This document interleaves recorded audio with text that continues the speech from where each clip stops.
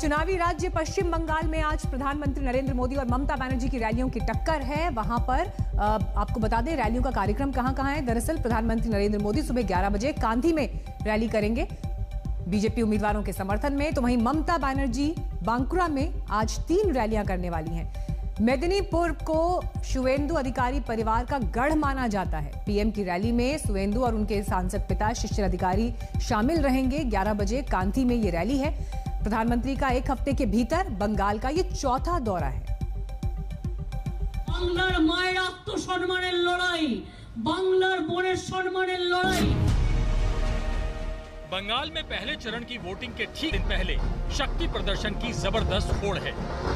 गृहमंत्री अमित शाह ने उत्तर 24 परगना के गोसाबा में रैली की और पश्चिम मेदिनीपुर में भव्य रोड शो। भगवा रंग से पटे रोड शो में बीजेपी कार्यकर्ताओं के जोश का ठिकाना नहीं था।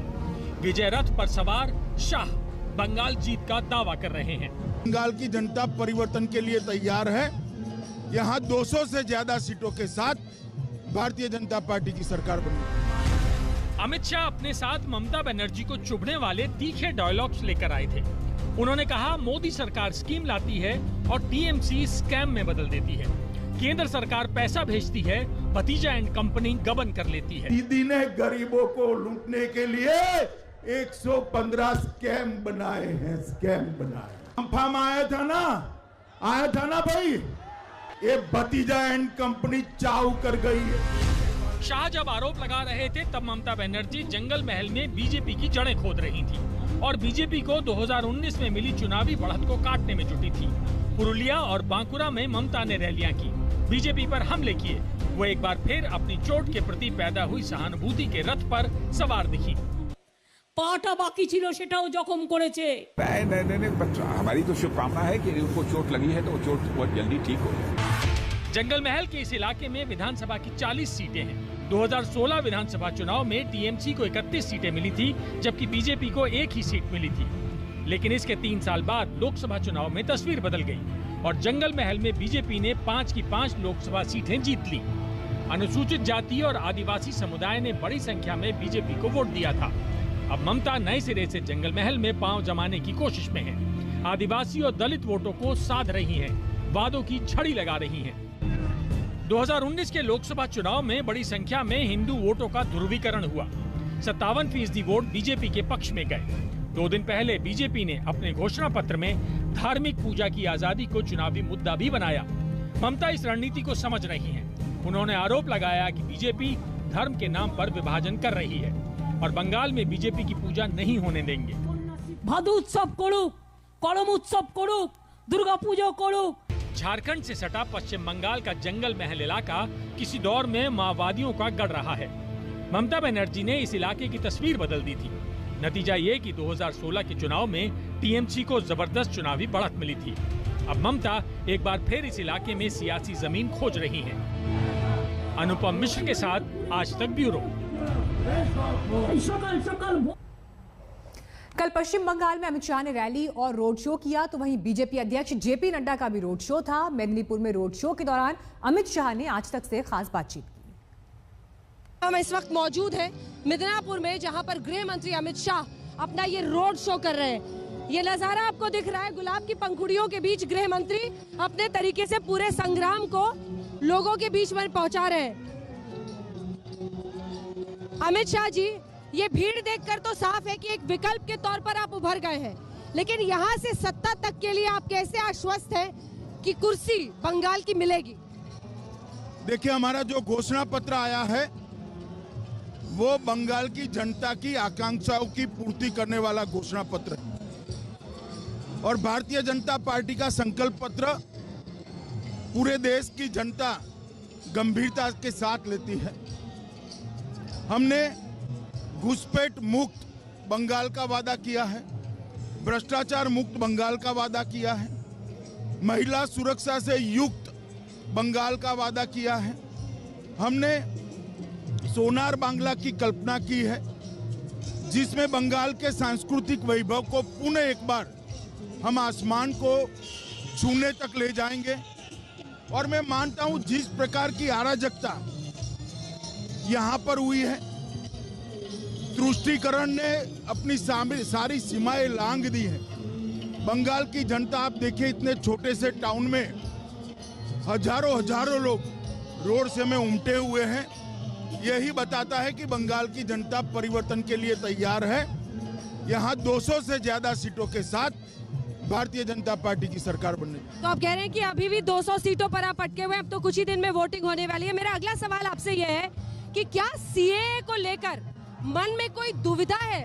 वरना हर जगह आप नहीं दहाड़ रहे थे। मैनिफेस्टो के दिन कह दिया कैबिनेट का पहला फैसला होगा, और कांग्रेस कह रही है सर कि आप असम में कुछ और कहते हैं और यहाँ पर कुछ और कहते हैं। देखिए, सीएए के बारे में हमने स्पष्ट करा है कि बंगाल के अंदर और देश भर में जो करोड़ों शरणार्थी हैं, उनको नागरिकता का सम्मान भारतीय जनता पार्टी की सरकार देगी।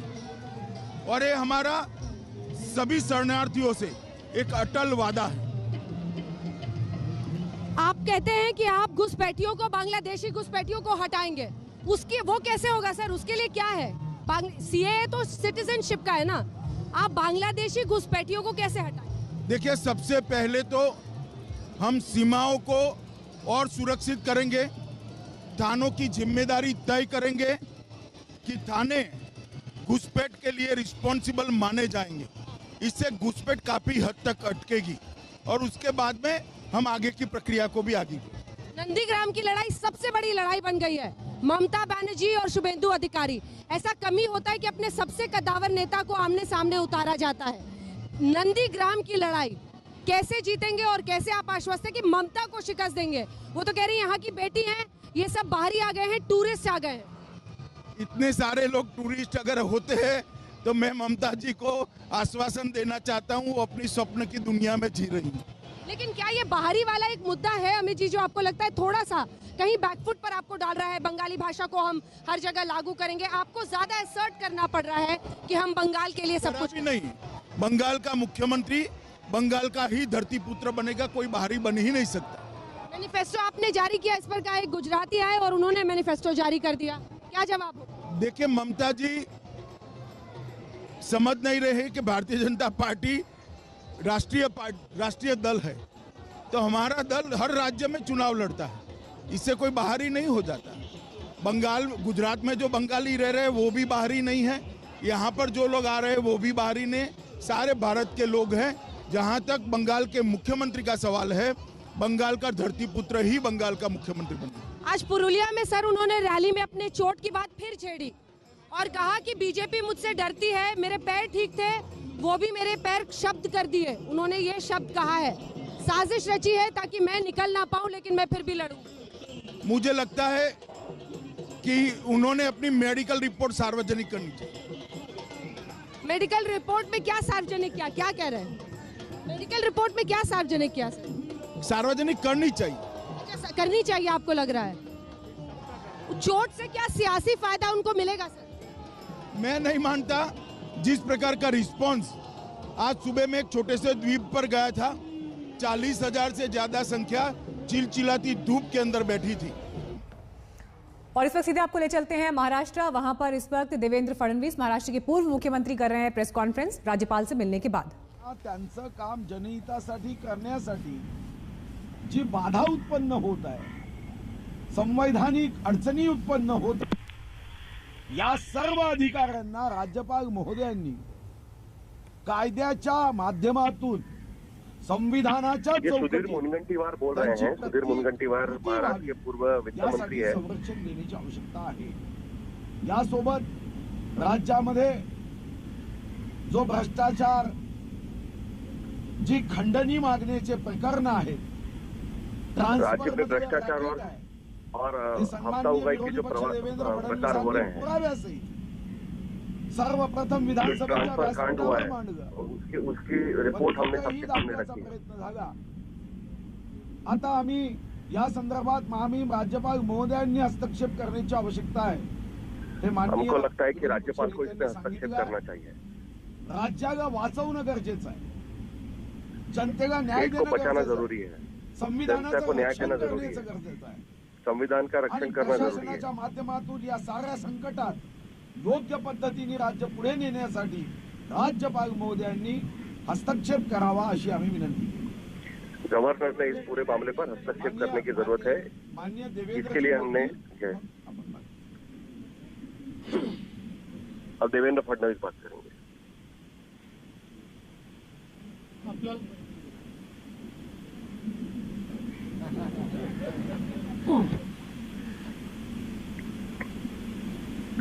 आपल्याला कल्पना आहे की आपको पता है कि ज्या प्रकारच्या घटना जिस प्रकार गेल्या की काही घटनाएं दिवसात बाहेर येत आहेत पिछले कुछ दिनों से बाहर आ रही है, ये चिंताजनक बात आणि है। याच्यामध्ये सर्वाधिक चिंताजनक गोष्ट काही असेल तर या घटनांवर मुख्यमंत्री इस पे सबसे बड़ी चिंता की बात यह है कि एक शब्द मुख्यमंत्री इस पर चुप है। माननीय मुख्यमंत्री या संदर्भात बोलत नाहीये।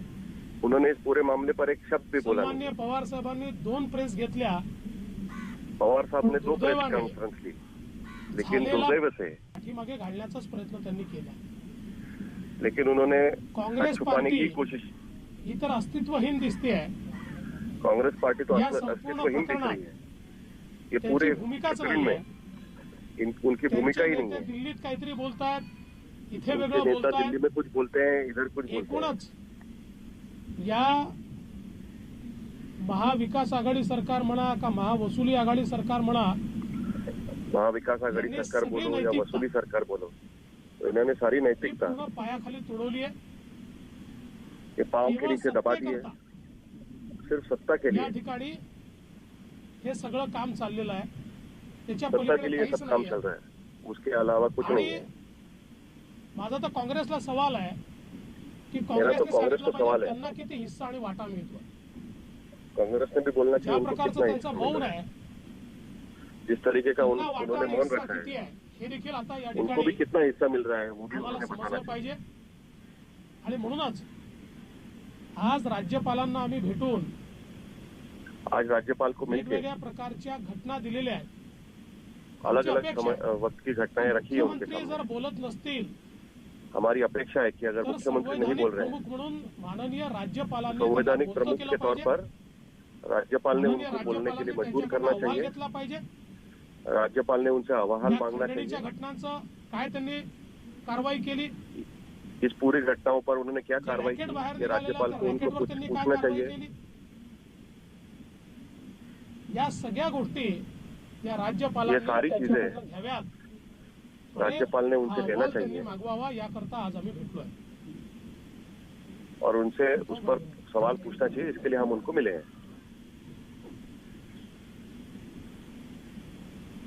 महाराष्ट्र में अब हिंदी में बात कर रहे हैं। जिस प्रकार की घटनाएं हो रही है,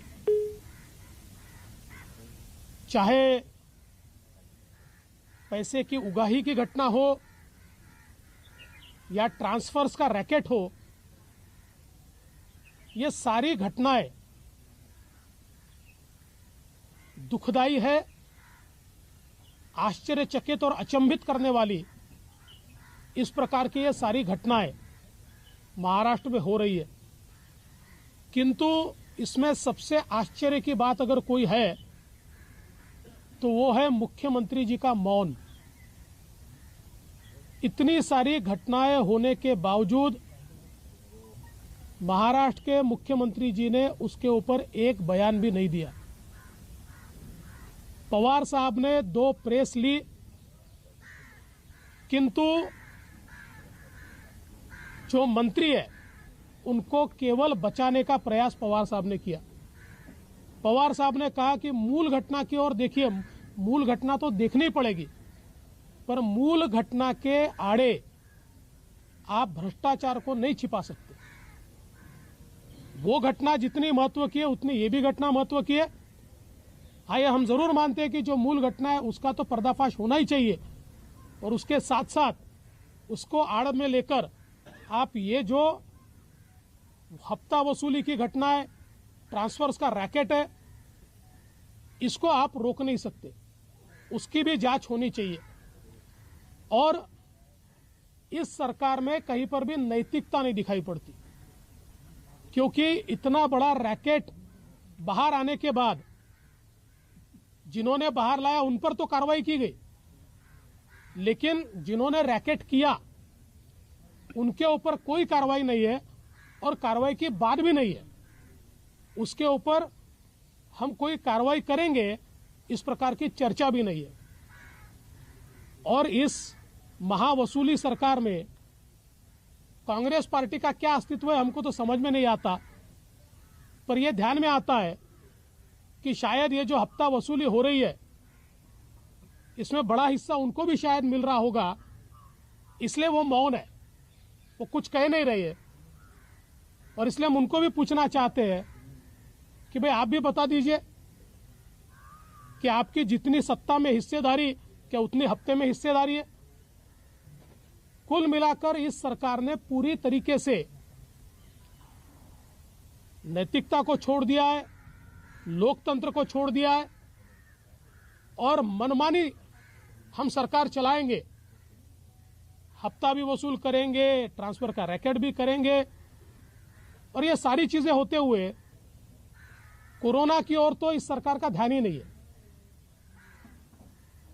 जिस प्रकार से कोरोना की केसेस महाराष्ट्र में बढ़ रही है, देश का एपिसेंटर कोरोना बना है, और मैं समझ नहीं पाता कि महाराष्ट्र में इतना कोरोना क्यों बढ़ रहा है। सरकार इस पे क्या करती है, क्या सरकार ने इस पर उपाय किया है? मुझे लगता है ये भाषण देने की बात नहीं है, एक्ट करने की बात है। और इसलिए राज्यपाल जी को हमने ये कहा है, हमारे सुधीर भाऊ मुनगंटीवार जी ने 100 घटनाएं राज्यपाल जी के ध्यान में लाकर दी है कि जिसमें सरकार ने संवैधानिक जिम्मेवारी का पालन नहीं किया है। और राज्यपाल जी से हमने इतनी ही मांग की है कि चूंकि मुख्यमंत्री भी बोलते नहीं है, सरकार भी ठीक चल नहीं रही है, ऐसे समय कम से कम मुख्यमंत्री जी को आप इसके ऊपर रिपोर्ट मांगे। राज्यपाल जी को अधिकार है कि आपने हफ्ता वसूली पर क्या एक्शन लिया, आपने ट्रांसफर रैकेट पर क्या एक्शन लिया, कोरोना के ऊपर आपने क्या एक्शन लिया, ये सारा रिपोर्ट ये मांगा जाए। इस प्रकार का निर्णय माननीय राज्यपाल जी को दिया है। दिल्लीमध्ये जो अहवाल तुम्ही दिला होता त्या अहवालामध्ये काहीही दम नाही, ती भिजलेली लवंगी फटाका आहे अशा प्रकारची टीका संजय राऊत यांनी केली। राज्यपाल चूंकि बीजेपी के है इसलिए काल जो अहवाल मी दिलेला आहे तो लवंगी फटाका आहे की ॲटम बॉम्ब आहे हे लवकरच लक्षात येईल। एवढे का घाबरले? जर तो लवंगी फटाका होता तर 25 ऑगस्ट पासनं तो दाबून का ठेवला?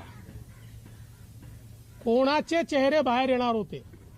हा अहवाल बाहेर आल्यानंतर नेमके कोणाचे चेहरे बाहेर येणार होते, नेमके कोण याच्यामध्ये लिप्त आहेत आणि म्हणून त्यांना वाचवायला तुम्ही तो दाबून ठेवला, हा माझा प्रश्न आहे। आणि म्हणून लवकरच यातलं सत्य बाहेर येणार। देखिए